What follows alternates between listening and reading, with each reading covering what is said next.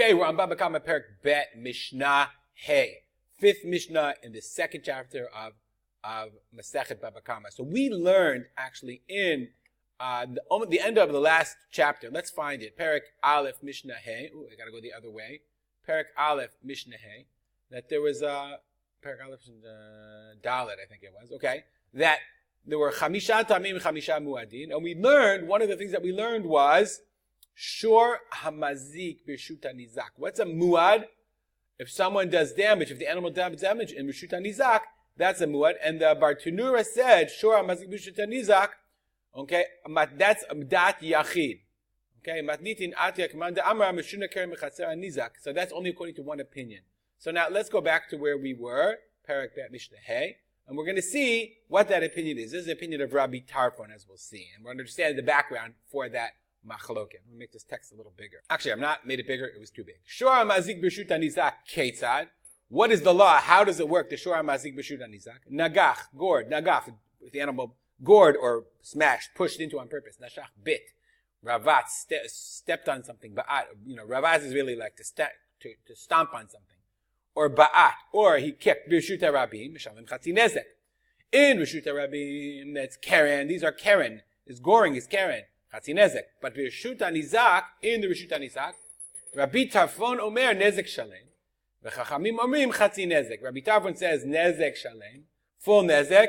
Meaning, yes, it's chatzi nezek im nishuta rabim in the public thoroughfare. If the animal gores in the middle of the street, that's one thing.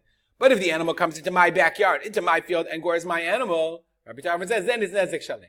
Chachamim say no. That's still chatzi nezek. The Torah said chatzi nezek. It's chatzi nezek no matter where you are.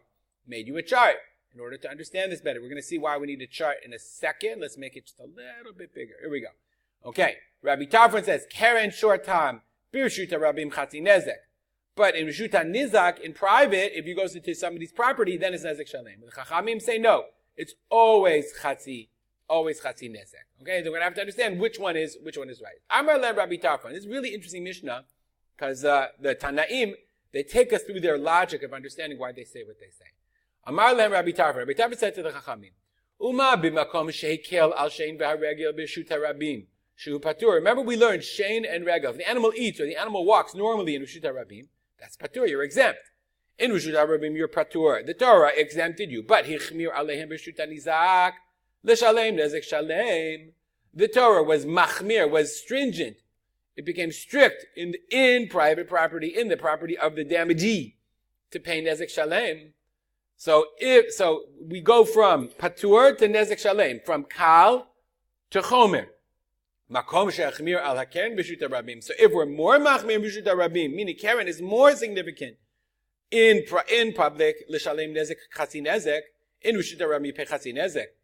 Eino din shenachmir alav b'shuta nizak l'shalem nezek shalem. So eino din, is it not true? Is it not a din? Is it not the law that we should certainly be machmir on keren in b'shuta nizak to pay nezek shalem? It's a simple kal v'chomer. Now let's look at the chart. Okay, everyone agrees. Everyone agrees. Shen and regel, patur, nezek shalem. From kal, from light, to chomer, to nezek shalem.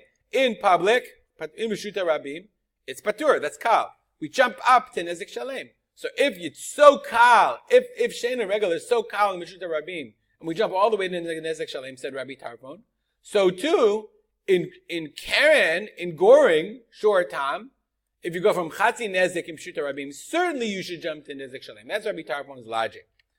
Chachamim said, no. Amar amrulo, they said to him, there's a rule, dayo lavo min adin liot kinidon. There's a very important rule in Shas, dayo. Kal v'chomer says, yes, you go from kal to chomer. But the Rabbanan say, no, there's a rule of dayo. You can't bump up more than the actual din itself. Yes, we believe in kal v'chomer. But dayo lavo min adin liot kinidon. Dayo, it's enough. So, laba min adin, something learned from a din, from a kal v'chomer, that's kinidon. It's like the thing you're learning from. Ma b'shuta rabim chatzi nezek, a b'shuta nizak chatzi nezek. If it's true in the shuta rabim, that you only pay chatzi nezek, we can't go more than the thing you're learning from. That's the rule of dayo. Rabbanan says, we learn kal v'chomer, but you're going from chatzi nezek, so you can't bump it up more to chatzi nezek. Meaning, you might say, Rishuta Nizak, you're not chayav or whatever. I don't know why you would say that, but you can't go more. The kal v'chomer can't bump it up to more than chatzi nezek.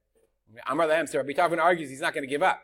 Ani lo adun mi keren the keren. I'm trying to learn. I'm not going from this to this, rather. Okay, ani adun keren mi regel. I'm trying to learn keren mi regel. Uma b'makom shehikel al hashein v'haregel b'shut haregel. Look at it from a different way. Okay, don't look at it from keren to keren. Look at it from shein and regel. Look at it from shein and regel. Try to learn it, meaning, I guess, horizontally, not vertically. No, vertically, not horizontally. Meaning, don't go chatzi nezek to chatzi nezek. Go shein and regel. Go from nezek shalim to nezek shalim. Ma b'makom shehakel al hashein v'haregel b'shut harabim. Hichmir b'keren in reshut harabim. We're patra shein and regel. We're machmir and keren. Makom sheichmir al hashein v'haregel b'shut hanizak. In the private domain, if you're the reshut hanizak, the damaged person, eino din shenachmir b'keren. Should we not also be machmir and keren? I.e., should it not be nezek shalem instead of chatzi nezek? Amrulo, they said, sorry, no matter what you look at it. Dayo lavo min adim liyot kenidon. We say dayo. Ma b'reshut harabim chatzi nezek. Keren is chatzi nezek in reshut harabim. Af b'reshut hanizak chatzi nezek. We're not going to more than chatzi nezek.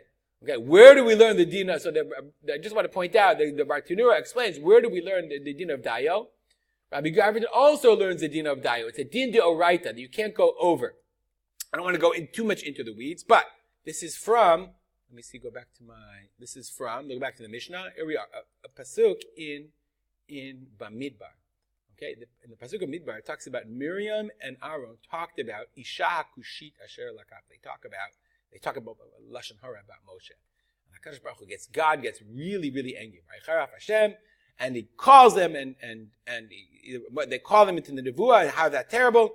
V'hinei Miriam mitzorat kashalem. Miriam has tzarat, as we all know, and Aaron says whatever. And Aaron says to Moshe Rabbeinu, pray for her. And he says, El na refan Allah, the shortest, most effective prayer in the history of mankind. 5 words. HaKadosh Baruch Hu, please. Vayom Hashem Moshe. Ve'avia yerok yerak b'fanha. If her father had spit in her face, haloti kalem shivat yamim, would she not embarrass? Meaning, if her father did it for 7 days, would she not be embarrassed 7 days? So, tisageh shivat yamim michutz ha'machaneh. So, sorry, she has to go 7 days michutz ha'machaneh. So, the Chachamim learn out, and it says, haloti kalem shivat yamim, kal v'chomer l'shchina. If she would be embarrassing her father 7 days, kal v'chomer l'shchina arba asar yom. 14 days she should do it. Ela dayo lava minadun liyot kedida, but we apply dayo. Hilkach tisager shivat yamim. So therefore, even though really for HaKadosh Baruch Hu, Miriam should have had sarat for 14 days, nonetheless, we should only get 7 days because of the din of dayo. So even Rabbi Tarfon agrees in dayo, but for internal reasons, you'll ask yourself a question. If you want to know, read the Kahati, the explanation of the Kahati, to understand why in this case does Rabbi Tarfon say not apply the rule of dayo, even though everyone agrees that it does apply. Okay, that's the rule of dayo lavo. It's very important to know. I'll even underline it. We'll stop here and dedicate our learning of my father, Harav Simcha ben. There we are, Yitzchak.